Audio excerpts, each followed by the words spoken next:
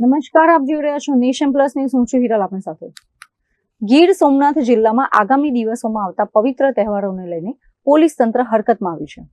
રામનવમી, ચેટીચાંદ અને રમઝાન માસની ઉજવણી શાંતિપૂર્ણ માહોલમાં સંપન્ન થાય તે હેતુથી સોમનાથ અને પ્રભાસ પાટણમાં પોલીસ દ્વારા સઘન ફૂડ પેટ્રોલિંગ કરવામાં આવ્યું હતું. સોમનાથ મંદિર અને ઐતિહાસિક પ્રભાસ પાટણ શહેરમાં તહેવારોની મોસમમાં કોઈ અનિચ્છનીય ઘટના ન બને તે માટે પોલીસ એક્શન મોડમાં છે. પ્રભાસ પાટણ પીઆઈ HR ગોસ્વામીના સીધા માર્ગદર્શન હેઠળ પોલીસના જવાનોએ શહેરના મુખ્ય બજારો, સંવેદનશીલ વિસ્તારો અને રાજમાર્ગો પર ફૂડ પેટ્રોલિંગ કર્યું હતું.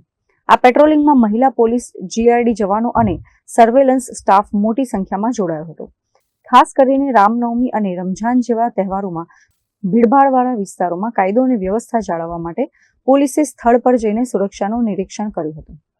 સોમનાથ આવતા શ્રદ્ધાળુઓ અને સ્થાનિક નાગરિકો નિર્ભયતાથી તહેવારો ઉજવી શકે તે માટે પોલીસ દ્વારા રાઉન્ડ ધ ક્લોક પેટ્રોલિંગ વધારવાની સૂચના પણ આપવામાં આવી છે. Mahesh Dodiya, nation plus news, Gir Somnath.